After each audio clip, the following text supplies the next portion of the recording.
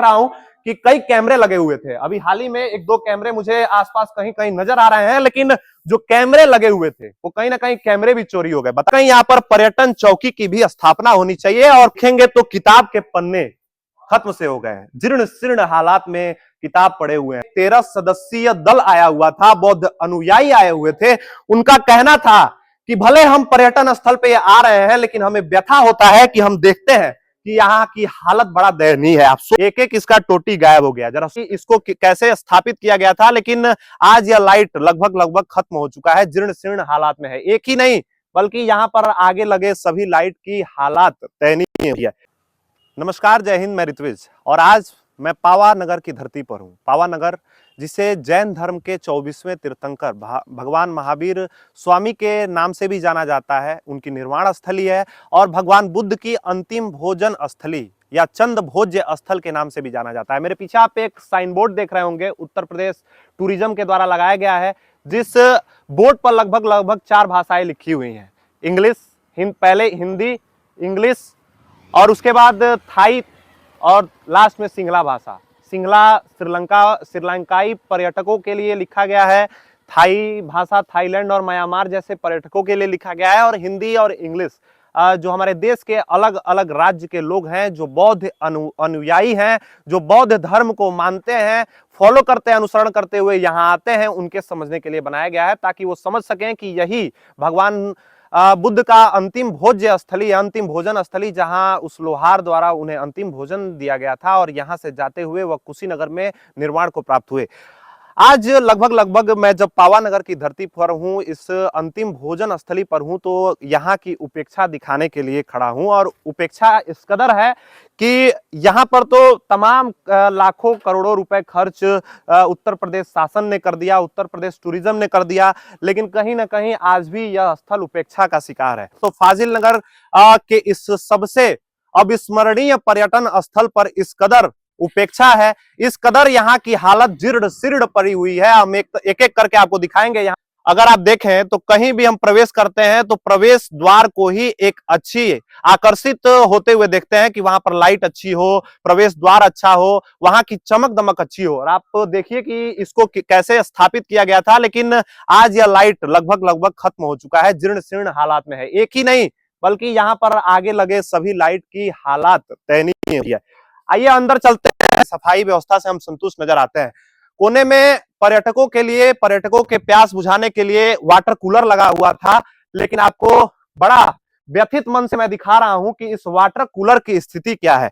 एक एक इसका टोटी गायब हो गया। जरा सोचिए कि उत्तर प्रदेश शासन, पर्यटन विभाग जब इसका जीर्णोद्धार कराया होगा, सौंदर्यीकरण कराया होगा, तो क्या सोच के कराया होगा कि फाजिल नगर के पावा नगर स्थित सठियाओं में भगवान बुद्ध की अंतिम भोजन स्थली में जब पर्यटक पहुंचे तो उन्हें किसी भी तरह का दिक्कत ना हो, पानी प्यास बुझे और इसके साथ तमाम व्यवस्था मिले। यहाँ पर आप देखिए, मैं कैमरामैन से चाहूंगा कि जरा इसको क्लोज करें और जरा दिखाएं कि यहाँ पर वाटर कूलर की स्थिति क्या है। इसके अलावा आप देख सकते हैं कोने में एक पानी के लिए ही एक्वा लगा हुआ है, वो उसकी भी हालत कहीं ना कहीं खराब है। अन्य कोने में चलते हैं और यहाँ जो पर्यटकों के लिए व्यवस्था की गई है उसको देखने का प्रयास करते हैं। यहाँ पर भगवान बुद्ध की प्रतिमा लगी हुई है और सीधे तौर पर मैं अगर ठीक सामने से आपको दिखा पाऊं तो इस टेम्पल में भगवान बुद्ध के अंतिम भोजन स्थली में उनकी जो प्रतिमा लगाई गई है, जब पर्यटक थाईलैंड, म्यांमार और तमाम बौद्ध अनुयायी यहाँ पर पहुंचते हैं तो चीवर चढ़ाते हैं, विशेष पूजा करते हैं और लौट जाते हैं। यहाँ पर तो सफाई व्यवस्था भी ठीक है और परिसर में शांति भी नजर आती है। लेकिन अन्य कोने में चलते हैं और वहां पे जो साधना स्थल बनाया गया है, मेडिटेशन के लिए साधना स्थली बनाई गई है, वहां की स्थिति को देखने का प्रयास करते हैं कि वहां की स्थिति क्या है। यहां पर जब पर्यटक आते हैं तो वो न केवल कुशीनगर के फाजिल नगर की स्थिति को जान पाए, बल्कि जो बुद्धिस्ट सर्किट है, सारनाथ, बोध गया और तमाम ऐसे जगह, लुम्बिनी, उन सभी बौद्ध अनुयायियों को बुद्ध से जुड़े सर्किट के बारे में भी जानकारी दिया जाए। उसके लिए इस दीवार पे पेंटिंग भी की गई है और नीचे पोस्टर भी चिपकाए गए हैं।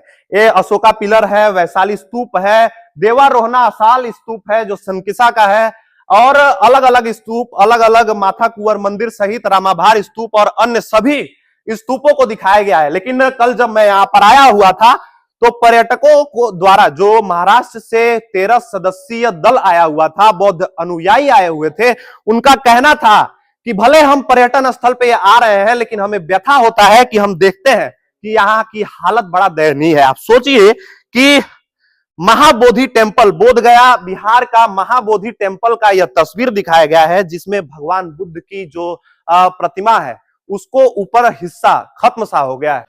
कहीं ना कहीं आप देखें तो पर्यटकों की जो व्यथा थी वो कहीं ना कहीं लाजमी भी प्रतीत होती है। कोई अगर पर्यटक अंतर्राष्ट्रीय श्रीलंका, म्यांमार, बोध गया, राष्ट्रीय स्तर और तमाम ऐसे अलग अलग राज्यों से अगर आता है, फाजिल नगर की धरती पर यहाँ बुद्ध से जुड़े स्थल को जानने का प्रयास करता है, तो ये तस्वीर कहीं ना कहीं उनकी जो अपेक्षा है उस पर धुंधली साबित होती है और वो व्यथा होते हैं। तो इसमें कोई बड़ी बात नहीं है। कहीं ना कहीं यहाँ पर पूरी तरह से उपेक्षा है। और ये हम कहें तो एक पुस्तकालय, छोटा सा पुस्तकालय का एक कोना बनाया गया है। इस कोने में कुछ बुक्स रखे गए हैं।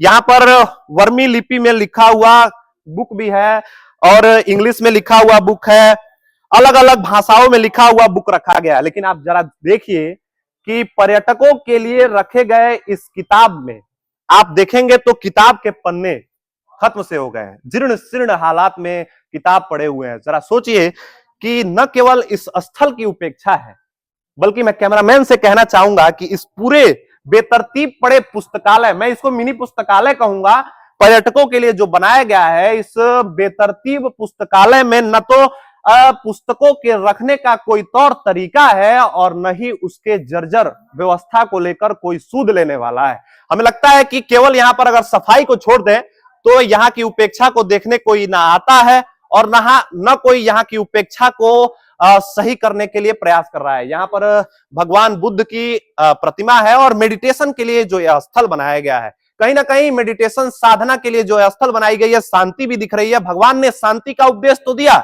लेकिन शांति के उपदेश वाले इस पावा नगर की धरती से कहीं ना कहीं जो उपेक्षा की गूंज है वो कहीं ना कहीं डोमिनेंट है, वो प्रभावी है। और इस स्थल से मैं न केवल मैं व्यथित हूं बल्कि जो पर्यटक आ रहे हैं वो लगातार व्यथित हो रहे हैं कि उपेक्षा क्यों है। कहीं ना कहीं इस उपेक्षा पर बात होनी चाहिए। और इस पूरे स्थल पे मैं देख रहा हूं कि कई कैमरे लगे हुए थे। अभी हाल ही में एक दो कैमरे मुझे आसपास कहीं कहीं नजर आ रहे हैं, लेकिन जो कैमरे लगे हुए थे वो कहीं ना कहीं कैमरे भी चोरी हो गए। बता रहे हैं लोग कि यहाँ पे जो आम पे बौर लगा हुआ है वो आम के बौर को लेकर भी आम भी नहीं बच पाता है। कोई मना करने का प्रयास करता है तो लोगों द्वारा गुस्सा किया जाता है। वो कहते हैं कि उससे आपको क्या लेना देना है। कहीं ना कहीं यहाँ पर पर्यटन चौकी की भी स्थापना होनी चाहिए। और कुल मिला जुलाकर आप देख सकते हैं यहाँ पर एक तरफ सफाई चल रहा है और दिन भर जब पेड़ पौधों से पत्ते गिरते रहते हैं तो सफाई व्यवस्था भी चलती रहती है।